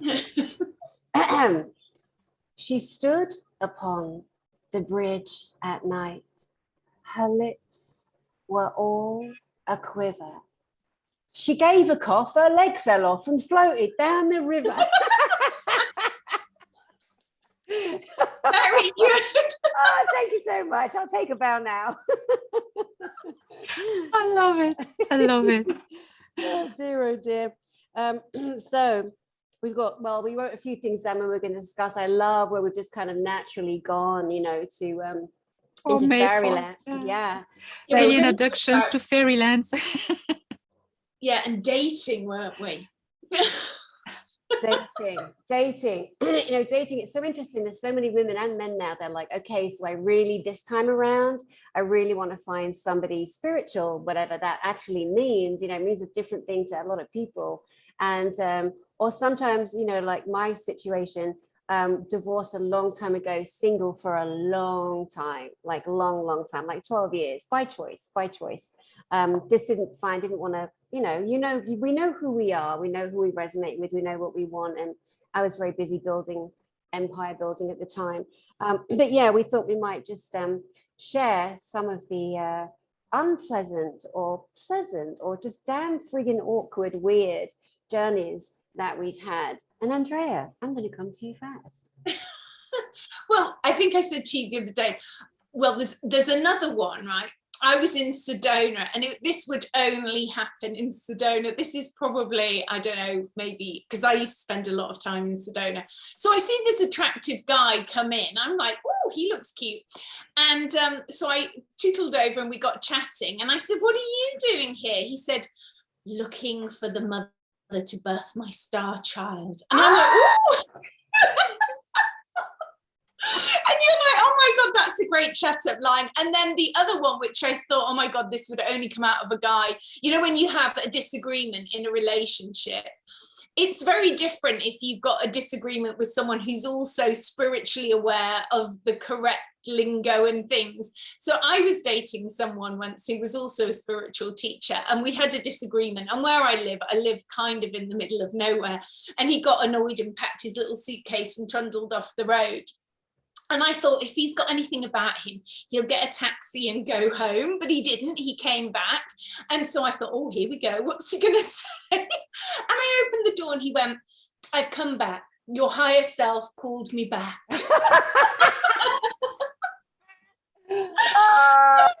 Oh, do you know what? You can only get this from spiritual guys. You know, you're going to hear all this stuff, which is very different than the, you know, regular guys. They've got all this cosmic lingo. Oh, wow. Wow. But some of them, though, it can get a bit silly and a bit like, oh, no. I remember a guy who decided to create a spiritual school, and he ended up, every woman that he met, he was like, you are my new goddess. You are my new goddess. He tried that on me. I got one of those and one of those. That was my response. Anyway, turned out this man turns himself into a friggin' guru, and all these women in his harem, and he's shagging all of them. I mean, and it was such a, and one of the, I know because I knew one of the girls who came to me for counseling. She was so traumatized. The other thing about that, actually, which is quite serious, is this girl was looking on a spiritual journey. She'd had a very sexually abused childhood, poor little thing. She was still carrying pain. She thought joining a spiritual group might help her. The man in charge took advantage of her, just like her family members did to her. And then it just set everything off in her again, you know, just so sad. So we have to be careful because, yeah, I mean, you know, my attitude, follow no one, like learn, listen, give love, be respectful, but take what, because that's not arrogance. That's what you've been told. You've been told you must have a master, you must have a God, you must have a leader, you must to exist in this world. And that's why we're in the situation we're in right now on this planet, with every single system and every single, you know, situation. Elena, would you like to share a story? Well, talking about weird people, I've been approached by so many pervs in my life, but you know, guys, never overdo it. Don't overdo it. Be yourself, because the women, they'll find out who you are eventually. So if you want a relationship that lasts, be yourself, because you'll be uncovered sooner or later. So if you want, you know, show who you are from the start, and that's worth for both sides. Mm-hmm. Don't pretend to be who you're not, because if a relationship starts, I mean, to hold a lie, you know, you cannot hold a lie very long when you live with someone. So be yourself from the start. It avoids stress. It avoids trying to retain a person who's not meant for you. I mean, just relax, be yourself. If you have bad humor, say your bad humor. One day you'll meet a woman who has the same bad humor, and we will laugh at your jokes, you know. Don't try to pretend to be who you're not, because, you know, yeah, that's not working. You want, love is a flow of energy. It's something that flows way and back, you know, and like a big wheel, and, you know, vortex or whatever you want. Flowing is honesty, is truth, is peace, and you're in peace when you're yourself. You're in tune with yourself. So if you want to find love, people, just be in tune with yourself, be who you are, and the right person will come. It may take time, it may not, but you will, when you radiate from inside who you are, it will send a signal, okay? And someone will catch it.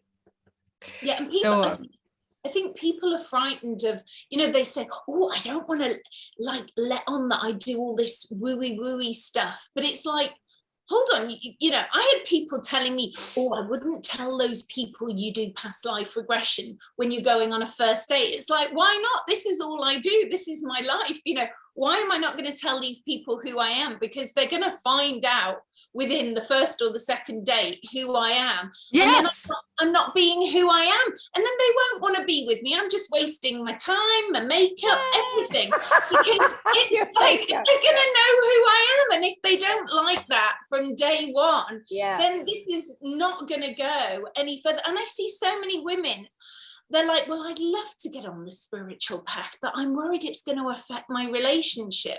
Oh my and it's God. like, well, if you're having spiritual stuff going on inside you, it's going to affect your health if you don't honor that inner calling inside of you, and you're frightened to evolve because you're worried your partner isn't going to be able to accept the true you. It's like, and I think the biggest problem I think women make is in the beginning, they don't share that they're having this spiritual awakening with their partner. And then they keep it all inside. They don't tell them. It's like I said to you the other day, Dani, oh my God, when you interviewed that guy about the Sasquatch, I've got a friend of mine who she was doing reflexology for pregnancy, and she used to have this woman come who was seeding babies for the Sasquatch through this pregnancy reflexology. So she's having all these cosmic experiences, but then with her husband, she's not telling the truth. And it's gone on for so many years. You know, she's having amazing mystical experiences, but she's not sharing them with him. And then it gets to the point where the vibrational gap is so vast that you wouldn't know where to begin to start telling your partner about all these mystical experiences that you've held inside yourself and not shared with them. Whereas if you spoon-fed them a tiny little bit as you were awakening, you'd probably help their awakening. Yes, people can be very surprised if you, that's it, you said it, little by little, take them on a journey with you. Yeah. You know, because we're all doing that. We're all meant to go to be on a spiritual journey. So if you are with a partner and you take this partner with you on your, tell them everything you're going through, you activate them maybe to go, you know, to you'll be contagious in high vibe, you know, and you know what I mean, you'll help them, and there's so many surprises. Yes, they also they awaken, and they sometimes you're meant to be the activator. So you know, that's great what you say. Yeah, and there's no point holding back if you are like my line now is I don't care. I just got to be you in the world. But for a long time I say, when I meet people, I say, hi, I'm Dani. I see dead people and dumb people. So they can kind of go, funny. Oh, she's weird. Oh, run away, run away. She sees dead people. But when I married my first husband, I've only had one. My husband, he's my ex-husband now. We're still friends. He told me, he was finding out about me. He was asking around the little town we were living in, the town we both worked in, had our own companies. And he heard that I was somewhat spiritual, and that even though I was working in headhunting at the time. And so he told me that when he very first saw me, he saw a light above my head, and he knew I was a past life love.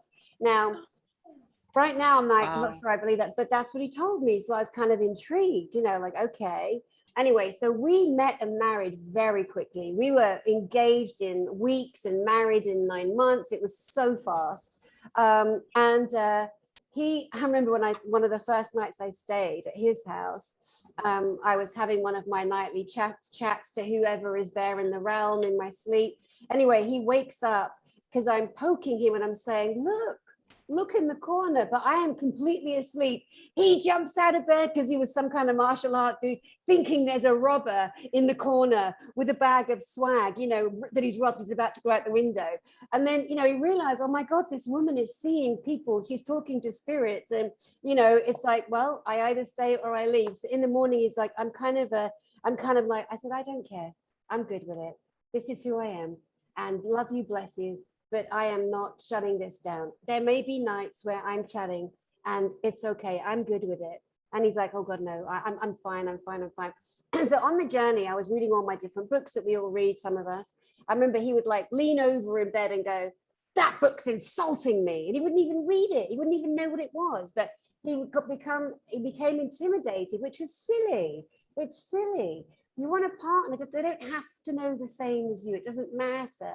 But if you shut yourself down, and I felt myself at sometimes trying to like limit myself, keep myself smaller, if I didn't piss him off or like, you know, trigger something that he wasn't comfortable with, like clairvoyancy, or if I was doing a past life group, I might say I'm going to go and see some girls, and it bugged me, and I stopped doing it. Very quickly in, very quickly out. Yeah, but it's not fair. You can't have a partner crush your spirit, crush who you are, try and stamp it down just because they don't get it or they don't see what you see.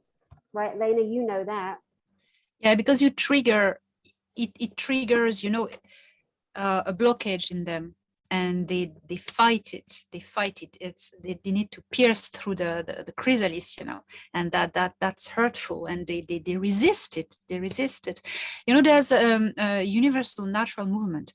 When a new paradigm just starts, the old paradigm is going to fight the change. It's going to try to not let the change happen, and that works for everything, and also on an individual level. It's a natural phenomenon, you know, to fight the change, and you need to go through it. Yeah, it's in a way well done, because it forces you to go throughout, yeah, dark night of the soul, we can call it like this, you know. I suppose you know, to take the old metaphor, the butterfly just suffers getting out of the chrysalis, you know, or the chicks has to destroy the egg to get out, you know, things like this. I think it's, what do you think? Yeah, I think relationships are going through a major transformation again, isn't it? Because people are like, oh, we won't say what it is, but did you do this? Or I can't be with someone who's made this choice or whatever. And it's like, I think they're being forced to be even truer to, you know, what are your core beliefs?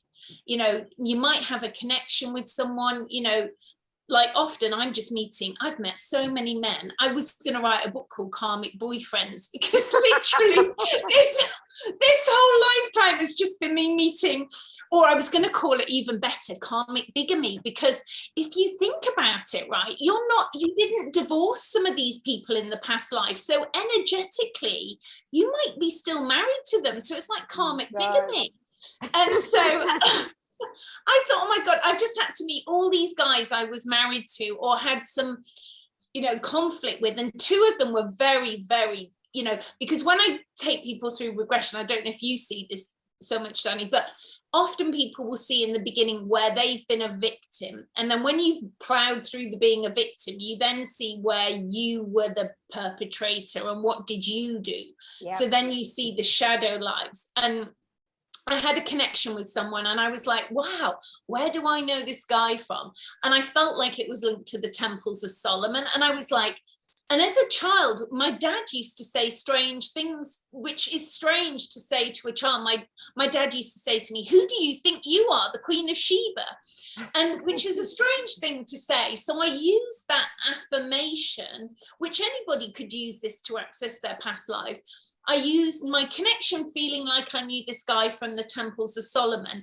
And the thing that my dad used to say that to me as a child, but once I got older, he never said that to me. So I used those two things to say, I want to see the darkest of the dark life I have ever lived. And with that, poof, there it was, you know, the worst of the worst that I had done and abused my power, because I'd started to see all these men that I felt I knew in a past life, but it seemed to be the same period of time in this particular past life. And then I realized I'd had 10 children by 10 different men in that lifetime. And then in this lifetime, I was meeting all these men again because I'd had a child with them. And when I was sort of meeting them in this lifetime, I'd say, oh, if it went well, I'd marry you and have children with you. And they were like, oh, you know, they couldn't think of anything worse, you know. And in this lifetime, you think, well, I'm quite a nice person. I don't understand why no one would want to marry me or have children with me in this lifetime. You know, I look quite nice. And, you know, have been plagued by that in this lifetime. And I've had to clear 2 really, really dark shadow lives. And, you know, and that is why I've not had children in this lifetime, because I had to clear those dark shadow lives that I wasn't able to see for a long, long time. I wasn't allowing myself to see those shadow lives of what I'd done. And then I had to forgive myself. And I think when people go for regression, I think sometimes they're terrified that they're going to see this shadow stuff and they're not going to be able to deal with what they've seen, but they will, because this is your healing. This is your freeing your soul to evolve further. If you can see the darkest that you've done, feel the guilt and shame, and then forgive yourself and let it go, then your vibration will increase, and sometimes physical afflictions will heal as well. There's so many good points there. I made a note that you said, for me, I'm absolutely astonished at how many people, and let's say this, how many very spiritual people for very many years of all levels and whatever, how many of those people that were considered so spiritually evolved did this, and like won't see other people unless they've got this. I'm staggered, like I'm literally stunned. But your point in the past life, and thank you for raising that, we have got to accept that we have been shits in past lives and beautiful, and we've been victims and perpetrators. And I said the story of the old man that used to haunt me through the wall. He would haunt me as a child. He was a terrible, evil, solid man. And then years later, I see him and I think, oh my God, that's me. That part of my soul was trying to ask for forgiveness for being a little shit in that life. And, you know, people think they're all this and that in a past life. I did a regression for 20 people once, a past life regression for 20 people. And one of them was my friend. God love her, I do love her. She's away with the fairies. I mean, she really is wonderful, tells the biggest whoppers, but that girl will always go and try and make that big whopper happen. You know, like, I have $100 billion company in makeup. Now she's trying, she's in a garage, she's doing a little bit of this and a bit of that, but I love her vision.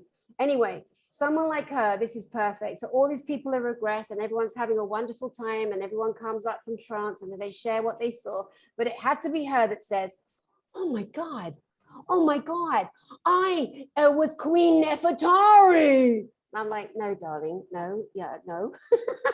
I take it to one side, like, no, you weren't, you know, because there's this thing about all past lives, who was I?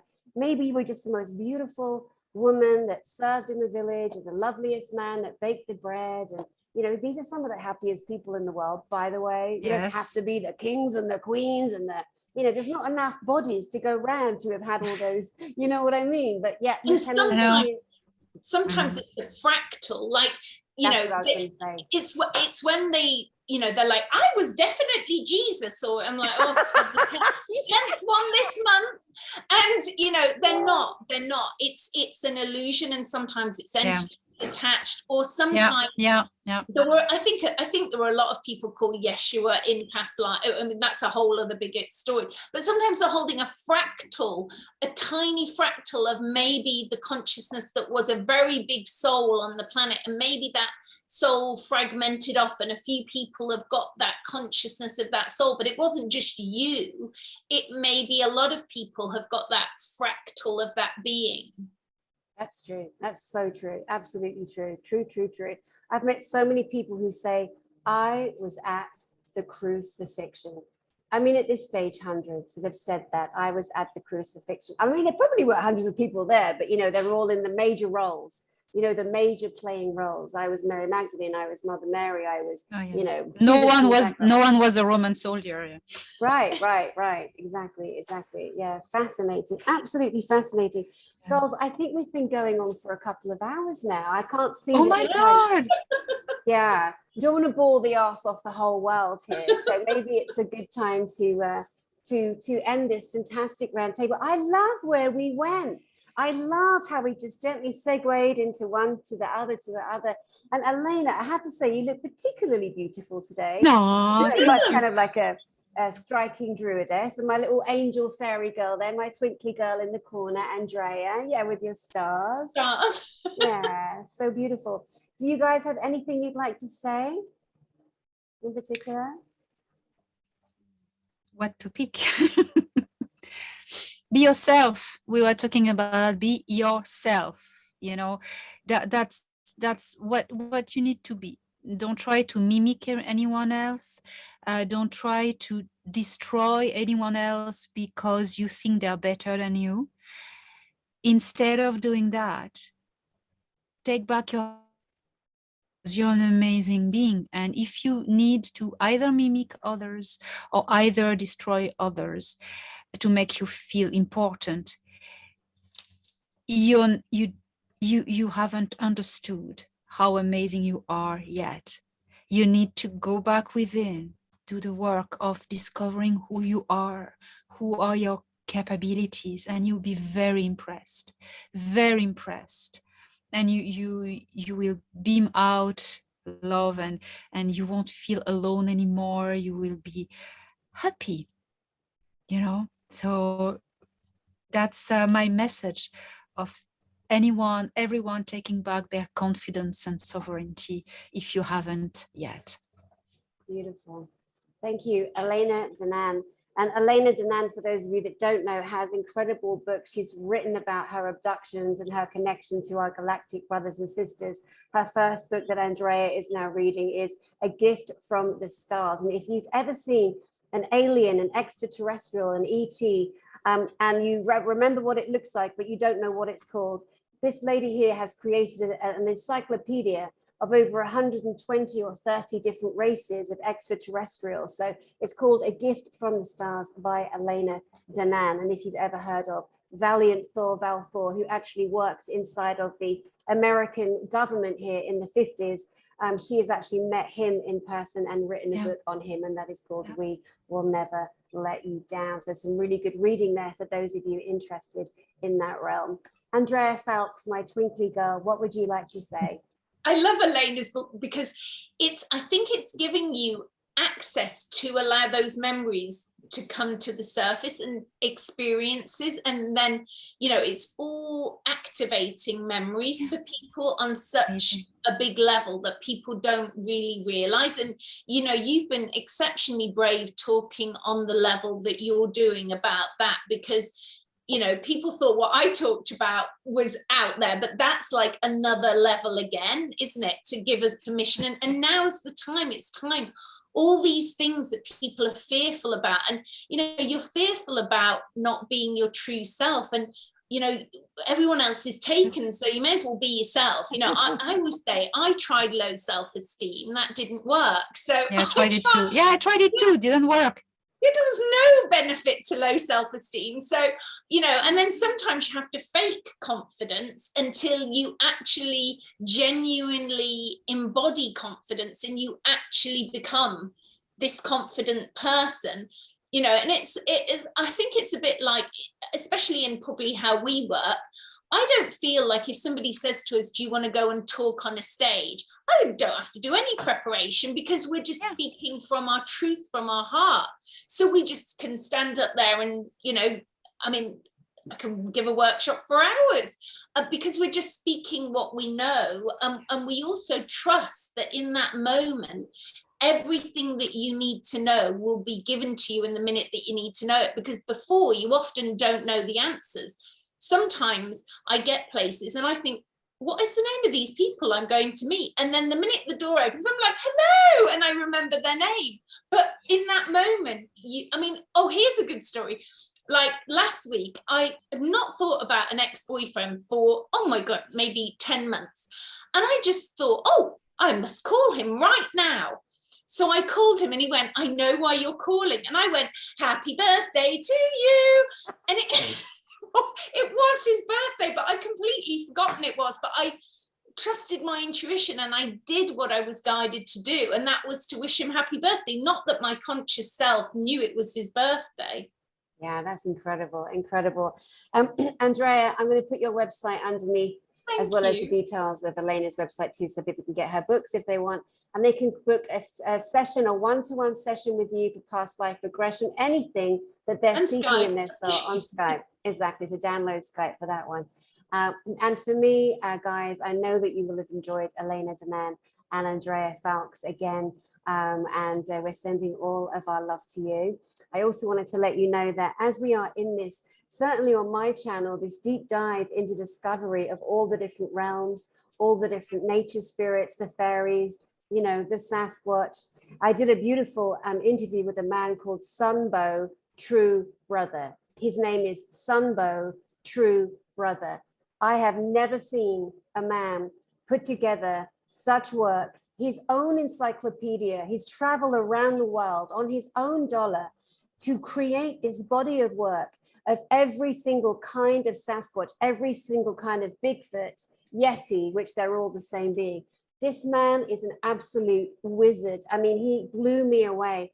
That video is on my channel, Dani Spiritual Therapist, Sunbow True Brother. I invite you, go look at his work, go look at his website and have at it with his books, because there are so many.